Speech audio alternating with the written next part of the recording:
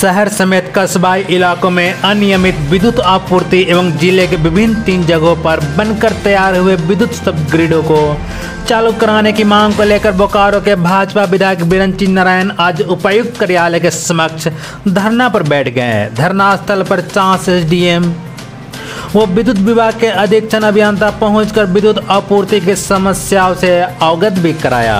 क्या हो रहा है? सर, आज विधायक जी को धरने पे बैठना पड़ा बिजली की लचर व्यवस्था को लेकर। अभी आप विधायक जी से मिले, क्या बातें हुई? जैसा कि आप जान रहे हैं कि बोकारो चास में जो है 60 मेगावाट की डिमांड होती है पीक सीज़न के टाइम में, और लेकिन डीवीसी जो है हम लोग को सिर्फ 40 मेगावाट सप्लाई कर पाती है, जो हमारा एग्रीमेंट है।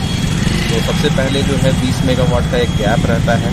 इसके अलावा जो है हमारे यहाँ कुछ एक सबस्टेशंस बन करके रेडी हैं, जो संभवतः 1 से 2 दिनों में वो स्टार्ट हो भी जाएगी। वो सबस्टेशंस इन प्लेस नहीं होने के कारण जो है कुछ एक एरियाज़ में ओवरलोडिंग कारण बार बार ट्रिप हो जा रहा था, और आंधी तूफान का भी जो है इश्यूज आप देख पा रहे हैं, जिसके कारण ये समस्याएं जो हैं बहुत ज़्यादा फ्रिक्वेंट हो जा रही थी। राज्य सरकार की ओर विधायक ने कहा कि राज्य के मुख्यमंत्री हेमंत सोरेन को जनता के समस्याओं से कोई सरोकार नहीं है। उन्होंने कहा कि जब विद्युत ग्रिड बनकर तैयार है तो सीएम इसे चालू कराने की दिशा में पहल नहीं कर रहे हैं, जबकि उमस भरी गर्मी में जनता तबाह हो रही है। उन्होंने कहा कि मैं जनप्रतिनिधि हूँ, मेरे लिए शर्म की बात है कि हम समस्याओं से निजात दिलाने में इस सरकार के वजह से सक्षम नहीं हूँ। उन्होंने कहा कि हेमंत शीघ्र इसे चालू कराते हुए शहर समेत गांव में विद्युत आपूर्ति सुनिश्चित करें। बोकारो से नरेश कुमार की रिपोर्ट।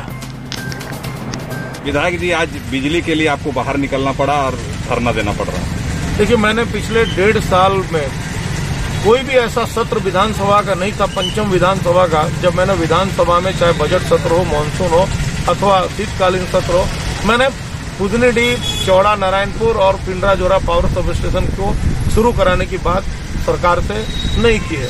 लेकिन सरकार के कान में जू नहीं रेंग रहा है।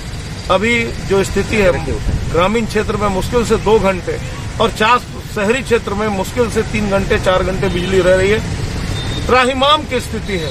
ऐसे में एक जनप्रतिनिधि होने के नाते मैं घर में बैठकर तमाशा नहीं देख सकता था, और मैंने डीसी बोकारो को 48 घंटा का अल्टीमेटम दिया था कि बिजली सुधरे। कोई सुधार नहीं हुई, और मेरा भी व्यक्तिगत रूप से मानना है कि बिजली अगर चास बोकारो को सुधारना है तो तीनों के तीनों पावर सब स्टेशन शुरू होने चाहिए, और जैना मोड़ का जो ग्रिड है, चंदन क्यारी बरमसिया का ग्रिड है, उसे शुरू किया जाना चाहिए। जब तक वो शुरू नहीं होगा तब तक चास बोकारो की जो जनता है उसके बिजली की समस्या का निदान नहीं होगा। नहीं, सरकार जैसे डीवीसी से सबसे ज्यादा कटौती हो रहा है, जैसे बिजली विभाग बता रहे हैं, तो डीवीसी के लिए आप लोग क्या करें? आम जनता को इससे कोई मतलब नहीं है। सरकार की भूमिका होनी चाहिए। आखिर सरकार का हनक क्या है? हेमंत सोरेन जी आज मुख्यमंत्री हैं, उनकी जवाबदेही है। ये बहानेबाजी नहीं चलेगा। डीवीसी परेशान कर रहा है, भारत सरकार परेशान कर रही है, राज्य सरकार परेशान कर रही है। आम जनता को इससे क्या मतलब है? आम जनता को 24 घंटे में कम से कम 20 घंटे तो बिजली दीजिए। जब रघुवर दास जी की सरकार थी तो हम लोगों ने लग के भिड़ के तीनों पावर सब स्टेशन बना दिया। दोनों पावर ग्रिड बनकर तैयार है, तो आखिर बिजली क्यों नहीं जोड़ पा रही है हेमंत सोरेन सरकार? हेमंत सोरेन सरकार की जवाबदेही है, ये अपनी जवाबदेही से मुकर नहीं सकते। आज नहीं मानती है सरकार, तो उसके बाद क्या करेंगे? मैं अभी शाम को डीसी साहब से मिलूंगा, बोकारो की जनता का, चास की जनता का त्राहिमाम संदेश दूंगा। उसके बाद भी यदि सरकार नहीं मानती है तो कल मैं रांची जा रहा हूं, चीफ सेक्रेटरी से मिलूंगा। चीफ सेक्रेटरी से मिलकर उन बोकारो की जो जनता है उनके कष्ट से उन्हें अवगत कराऊंगा।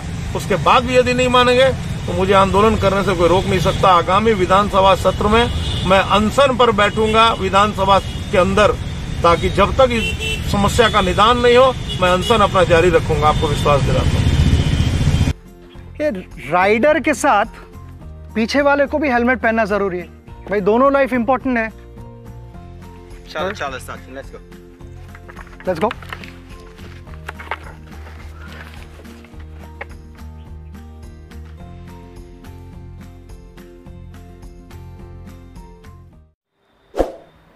खबरों में बने रहने के लिए चैनल को लाइक करें, सब्सक्राइब करें और बेल बटन दबाना बिल्कुल ना भूलें।